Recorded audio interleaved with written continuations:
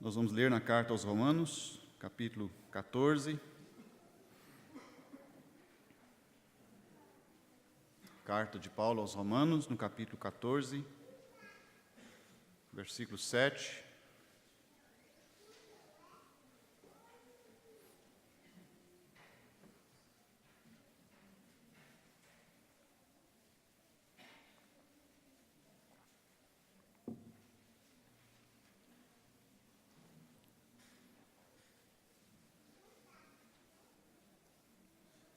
Onde o apóstolo Paulo diz assim: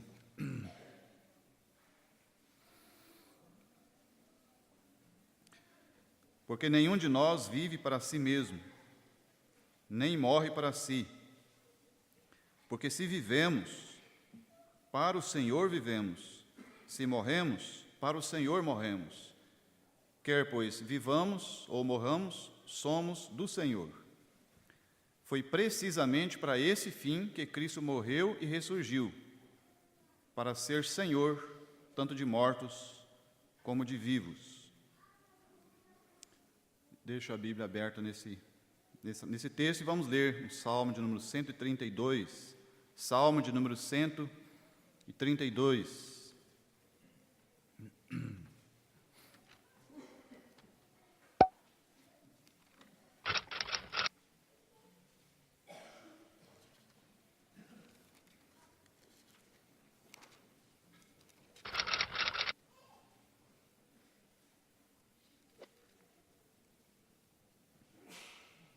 Salmo 132,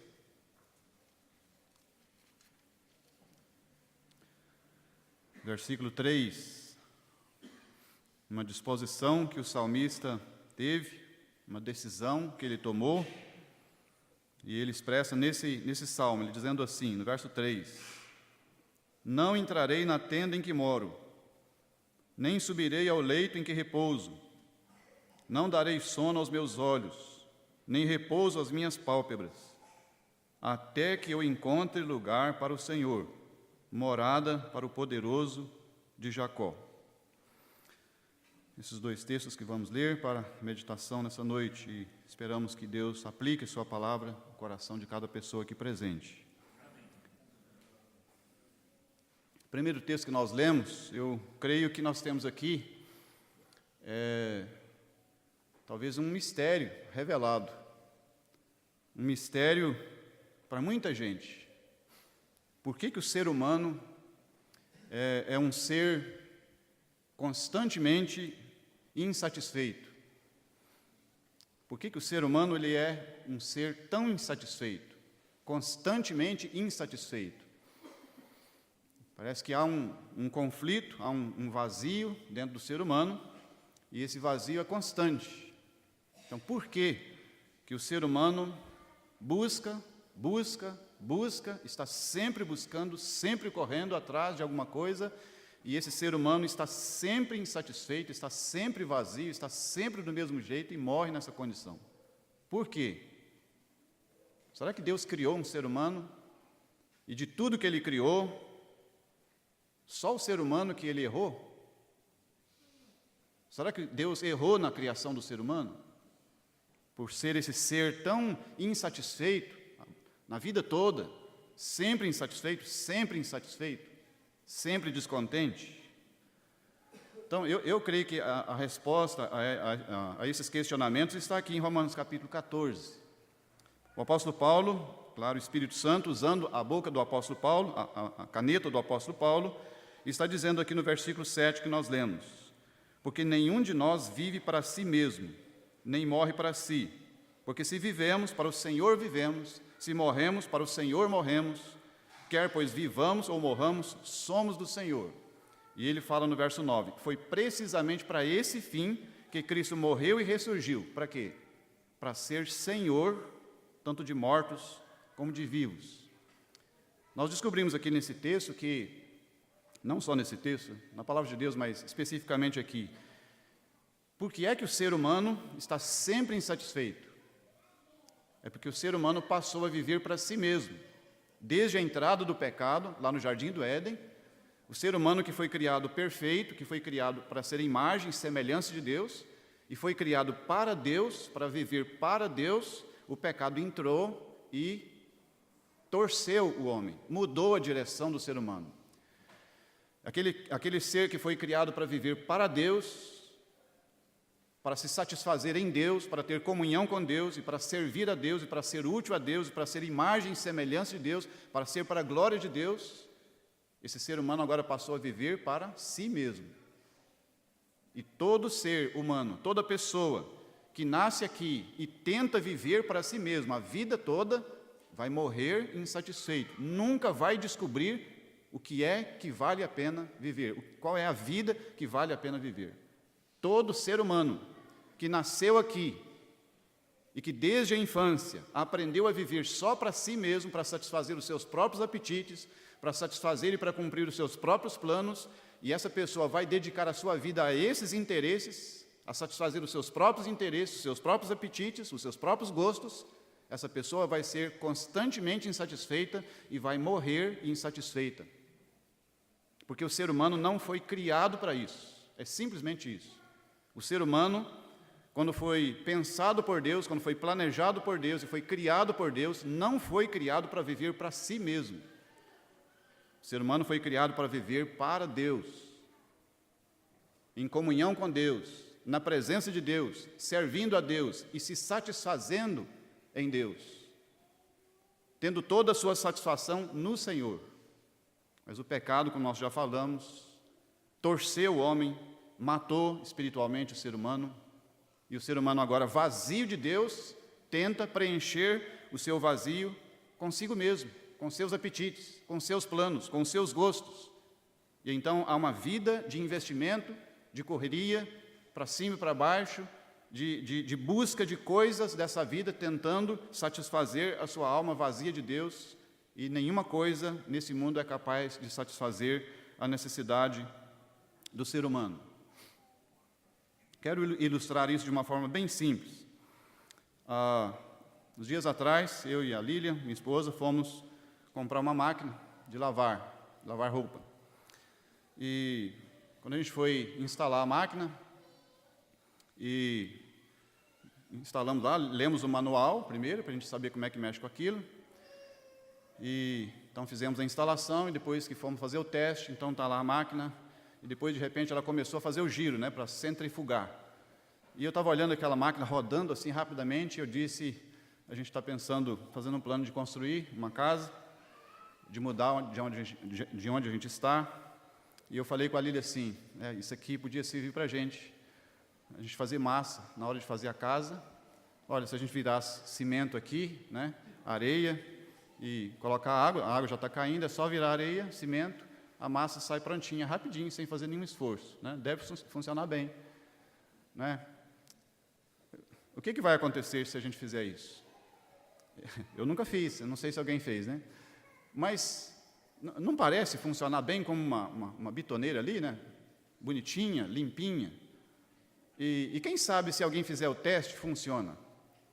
Mas aquela máquina não foi criada para misturar massa. Aquela máquina não foi criada para ajudar pedreiro. Foi criada para ajudar lavadeira de roupa. O manual está ali, o manual está explicando para que aquela máquina serve e para que ela foi criada e como que ela funciona. Mas se alguém pega aquela máquina e usa ela para outra coisa, pode ser que ela funcione. Mas se ela foi criada para durar 10, 20 ou 30 anos, se eu colocar areia e cimento ali, quem sabe ela vai durar 10 minutos, né? Quem sabe 10 horas. Não, acho que não dura mais do que isso. Uma máquina que foi criada para funcionar durante 10 anos, vai funcionar 10 minutos, porque se eu coloco areia ali, se eu coloco cimento ali dentro daquela máquina, ela vai começar a rodar e vai misturar a massa, mas o motor vai esquentar, não vai aguentar, ela vai estourar, ela vai queimar, ela vai emperrar, e não vai ter assistência técnica que vai dar jeito, vai ter que jogar fora mesmo. Então, é isso que acontece com o ser humano. E talvez seja isso que está acontecendo com você que está aqui. Você que está aqui nessa noite, que não é salvo ainda. E você está funcionando como essa máquina. Você foi criado, planejado por Deus, o Criador, o inventor do ser humano, planejou você para você viver para Ele, para você ter satisfação nele, para você servir a Ele, viver para a glória dEle e ter comunhão com Ele constantemente. Mas você está funcionando para outra coisa. Você está funcionando contra o manual, que é a sua palavra. Você está funcionando para si mesmo. E se você foi criado para viver eternamente, você vai viver poucos anos. E os poucos anos que você vai viver aqui vão ser anos quentes, vão ser anos estressantes, que o seu motor vai esquentar e uma hora vai bater mesmo, vai fundir o motor e você vai morrer.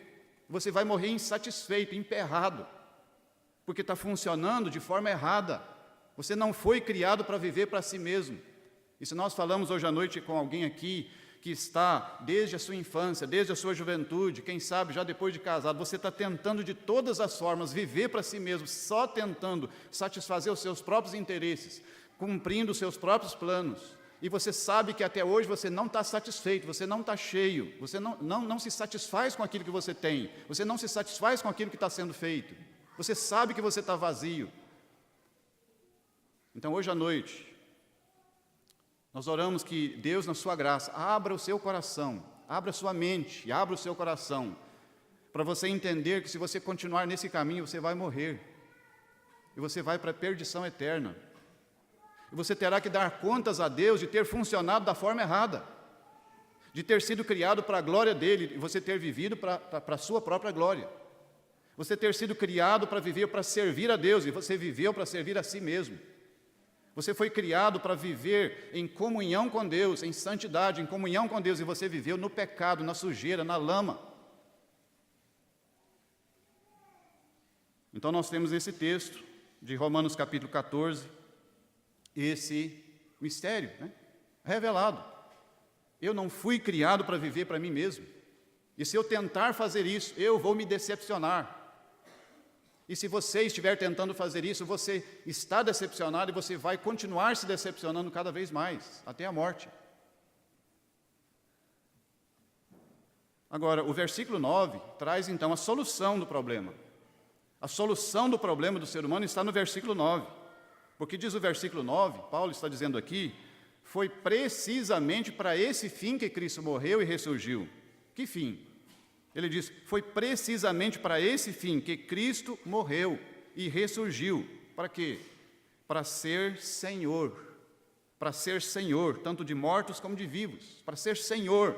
Foi para isso que ele veio dos céus, ele foi até a cruz, ele morreu pelos seus pecados, e ressurgiu, e voltou à direita de Deus.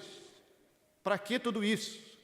A Bíblia está dizendo, ele morreu e ressurgiu, e foi precisamente para esse fim, para ser Senhor da sua vida, para ser o centro da sua vida, para ser a satisfação da sua vida, para ser o governante da sua vida, para você passar a viver para Ele, e Ele viver por você.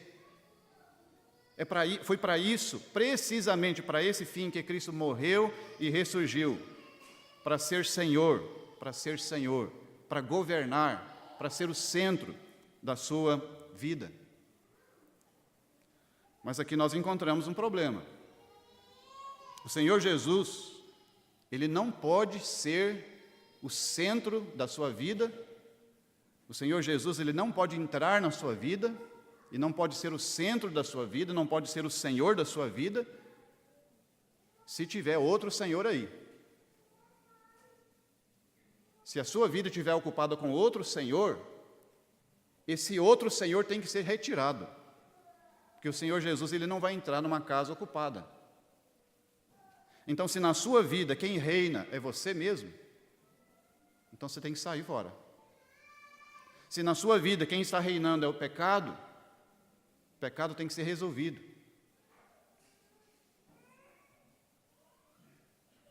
Mas graças a Deus, que o Senhor Jesus deu jeito nisso aí. O Senhor Jesus resolveu esse problema. Diz o versículo que foi precisamente para esse fim que Ele veio, e Ele morreu. E por que Ele morreu? Nós lemos em Colossenses capítulo 2, que quando Ele foi à cruz, o Calvário, e ali, Ele venceu os principados e as potestades, Ele triunfou dos demônios ali na cruz, Ele expôs os principados e potestades ao desprezo, Ele venceu os principados e potestades na cruz, O que Colossenses capítulo 2 diz que ele fez? Que Deus fez por nós?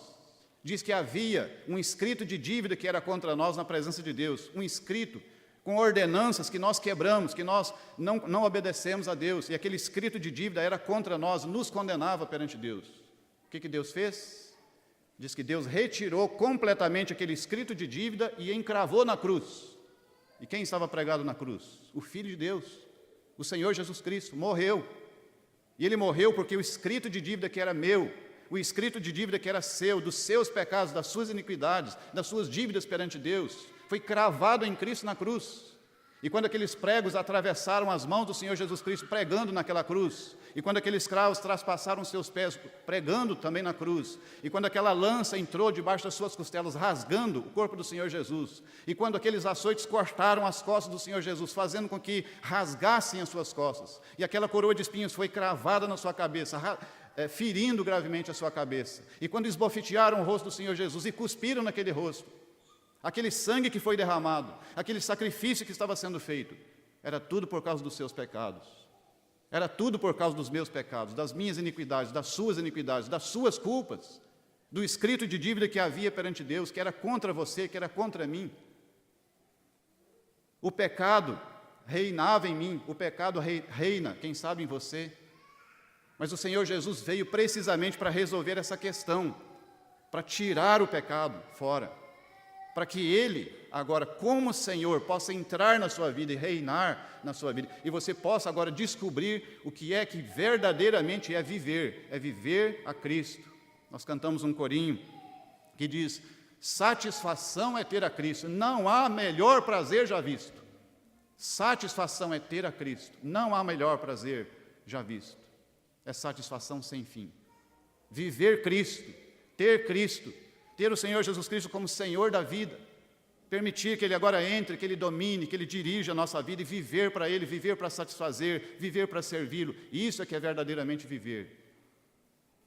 E quem está falando aqui não é alguém que nunca experimentou o mundo, não é alguém que não sabe o que é o pecado, que não sabe o que esse mundo pode oferecer. É alguém que sabe sim, que experimentou até os 17 anos. E certamente tem irmãos aqui que experimentaram muito mais do que eu, que viveram muito mais tempo no pecado, nesse mundo, e experimentaram muitas coisas aqui, e sabe que aquilo não é vida, e sabe que o que você está vivendo não é vida. E tem muitos aqui que podem testemunhar para você, que só descobriram a verdadeira vida quando encontraram Cristo, e quando Cristo entrou em suas vidas, e eles passaram a viver para Cristo, e se satisfazer em Cristo, e se alegrar em Cristo. E como Paulo pôde dizer, e que hoje à tarde foi citado, Paulo pode dizer aos filipenses: para mim o viver é Cristo. Para mim viver é Cristo. É isso que é viver. Viver é Cristo. E o morrer é lucro, porque eu vou estar com Ele, que é incomparavelmente melhor.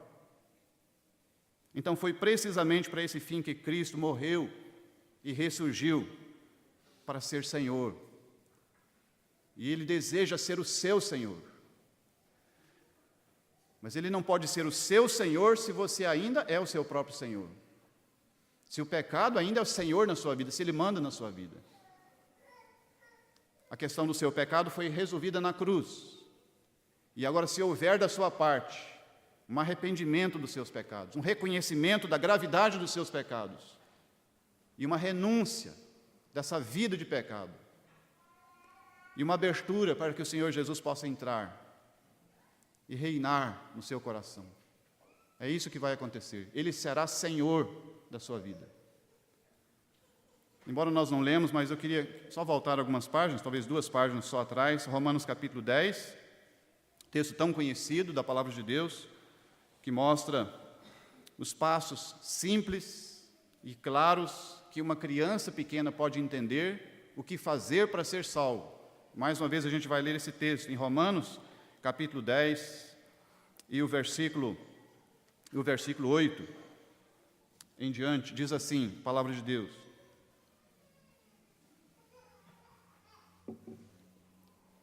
verso 8 diz: porém, que se diz, a palavra está perto de ti, na tua boca e no teu coração, isto é, a palavra da fé que pregamos.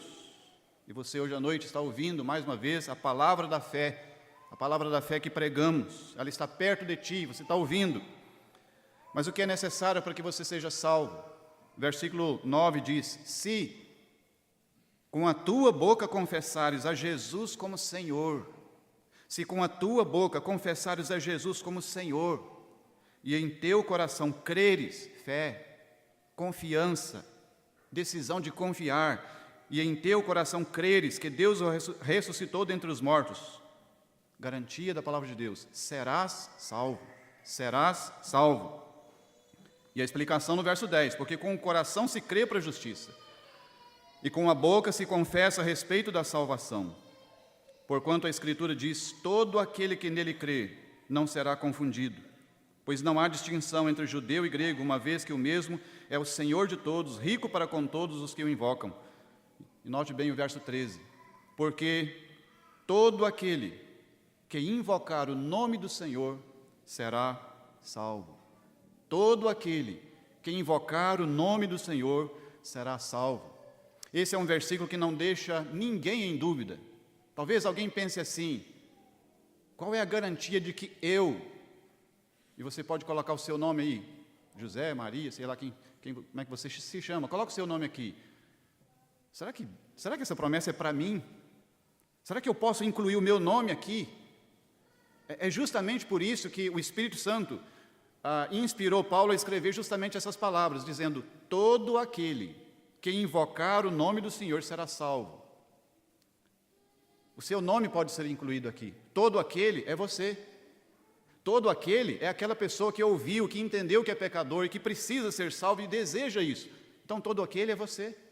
Todo aquele que invocar o nome do Senhor, e invocar é clamar, é pedir socorro. Todo aquele que invocar o nome do Senhor será salvo. E nós havíamos lido o Salmo de número 132, e queríamos então encerrar essa mensagem nessa noite com esse Salmo, porque aqui nós temos uma disposição de alguém em relação ao Senhor. As palavras do salmista que nós lemos diz assim, Salmo 132, verso 3, o salmista diz, isso aqui foi uma resolução que ele tomou, uma decisão. É como a gente usa dizer, ele bateu o pé. E ele diz assim, não entrarei na tenda em que moro. Outra coisa que ele vai fazer, nem subirei ao leito em que repouso. Em outras palavras, eu não vou para casa hoje. Outra coisa que eu não vou fazer, eu não vou para a minha cama hoje à noite. Outra coisa, verso 4, não darei sono aos meus olhos, nem repouso às minhas pálpebras. O que ele quer dizer? Eu não vou dormir hoje. 3 disposições, eu não vou para casa, eu não vou para a minha cama, e eu não vou fechar os meus olhos, eu não vou dormir essa noite. Verso 5, até que eu encontre lugar para o Senhor. Até que eu encontre lugar para o Senhor. Morada para o poderoso de Jacó. O salmista está preocupado com o quê? Ele está preocupado em que o Senhor encontre o lugar dele na vida dele. E deve ser essa a sua preocupação hoje à noite. O Senhor não mora no seu coração. Se você não é salvo ainda, você não tem Ele morando em você. Ele não é seu Senhor. Ele não é seu Salvador ainda. Você mesmo mora aí. Você mesmo que está mandando na sua vida. Você mesmo é o seu Senhor. O pecado é o seu Senhor. Mas se hoje à noite você quer ter uma mudança, mas uma mudança verdadeira, uma mudança real, uma mudança que vai transformar a sua vida, tome a mesma decisão que o salmista tomou. Fale as mesmas palavras que ele falou. Eu não vou sair desse salão. Eu não vou entrar no alojamento em que eu estou. Eu não vou entrar na casa que está me acomodando. Eu não vou para a minha cama hoje à noite. Eu não vou dormir hoje à noite. Enquanto eu não encontrar o lugar do Senhor na minha vida, enquanto o Senhor não se alojar dentro da minha casa, no meu coração, enquanto eu não tiver certeza que o Senhor está habitando dentro de mim, que Ele é o meu Senhor, é o meu Salvador, eu não durmo hoje. Eu não vou para a minha cama, não vou para a minha casa, não vou para a minha cama e não vou fechar os meus olhos, enquanto eu não encontrar o lugar do Senhor na minha vida. Que seja essa a sua decisão hoje. certamente você será tentado a esquecer isso. Certamente você será tentado a desviar a sua mente disso que você acabou de ouvir. Certamente o próprio Satanás poderá sussurrar no seu ouvido que você deve esquecer o que você ouviu, porque isso vai tirar a sua paz, você vai ficar doente, você vai ficar triste, e quem sabe até mesmo algum amigo, alguma pessoa bem próxima vai dizer, esquenta a cabeça não. E a gente está falando isso porque isso tem acontecido algumas vezes. Há pouco tempo atrás, uma pessoa estava ouvindo a pregação do Evangelho e essa pessoa demonstrou preocupação e ela ficou tensa e o seu semblante caiu. E alguém que estava acompanhando aquela pessoa, preocupado, disse para ela, esquenta a cabeça não, depois você pensa nesse assunto. Estava num ambiente como esse nosso aqui. Será que é um bom conselho? Paulo diz na segunda carta aos Coríntios, que a tristeza, segundo Deus, produz arrependimento para salvação, que a ninguém traz pesar. Se você se contristar hoje à noite, se você estiver triste em relação à sua vida, se você estiver preocupado, tenso em relação a esse assunto, Jesus Cristo não é o meu Senhor. Jesus Cristo ainda não é o meu Salvador. Ele ainda não mora na minha vida. Eu estou preocupado com esse assunto. E se termina essa reunião e alguém diz para você, não, esquenta a cabeça não, vamos descontrair, vamos tomar um café, vamos brincar, vamos contar umas piadas aí. É a voz de Satanás, procurando endurecer o seu coração, procurando te impedir de que a sua vida se abra e o lugar do Senhor seja aberto no seu coração. Mas que Deus, na sua graça, e o Espírito Santo, que é poderoso, silenciosamente, trabalhando na sua mente, na sua consciência, que Ele faça hoje à noite esse serviço glorioso de abrir corações. Lídia estava ouvindo a palavra de Deus lá na beira do rio, na cidade de Filipos. Ela é temente a Deus, estava escutando o apóstolo Paulo pregar, mas a Bíblia diz que Deus foi lá e abriu o coração de Lídia, e o Senhor entrou ali. E a vida de Lídia foi mudada, transformada. Nós desejamos muito que a sua vida seja mudada, seja transformada, mas muito mais do que nós, Deus. A Bíblia diz em 1 Timóteo capítulo 2, versículo 4, que Deus deseja, Deus é um ser que tem sentimentos. E esses sentimentos foram transmitidos para nós de uma forma visível na pessoa do Senhor Jesus Cristo, quando suas lágrimas desceram pelo seu rosto. Deus, em forma de homem, chorou de amor pelos pecadores. Ele estava vindo em direção a Jerusalém, ele avista a cidade de Jerusalém, ele para num lugar, ele olha para Jerusalém, e com lágrimas escorrendo nos olhos, ele diz, Jerusalém, Jerusalém, que matas os profetas, que apedrejas os que te são enviados. Quantas vezes eu quis ajuntar vocês, como a galinha junta os pintinhos debaixo das suas asas, mas vocês não quiseram. E ele está chorando, falando essas palavras para Jerusalém, que iria rejeitá-lo, e que depois de alguns anos aquela cidade seria destruída, que os judeus seriam expulsos dali. E ele está chorando por causa disso, porque ele quer salvar, mas o homem não quer, o homem endurece o coração. E por isso o escritor dos Hebreus também, inspirado pelo Espírito Santo, ele vai dizer, no capítulo 3 da carta aos Hebreus, hoje, se você estiver ouvindo a voz do Espírito, hoje, se ouvires a sua voz, não endureçais o vosso coração. Se você ouve a voz do Senhor hoje, se o Senhor fala ao seu coração acerca da sua necessidade de salvação, por favor, não endureça o seu coração. Não mantenha-se duro contra Deus. Ele te ama. Ele não quer mal para você, Ele quer te salvar, Ele quer perdoar os seus pecados, Ele quer entrar na sua vida, transformar a sua vida, Ele quer mostrar para você o que é verdadeiramente viver, é viver com Cristo. Permita, quebre-se, curve-se, renda-se, creia no Senhor Jesus Cristo. Hoje à noite, permita que Ele entre na sua vida para ser Senhor. Paulo disse ali em Romanos, quando nós lemos, foi precisamente para esse fim que Cristo morreu e ressurgiu para ser Senhor, e Ele quer ser o seu Senhor hoje à noite. Permita isso, para a sua própria felicidade, para o seu próprio alívio. Ah, que maravilha é quando alguém permite a entrada do Senhor Jesus na sua vida, e a comunhão que ele agora tem com Deus, e a paz que reina.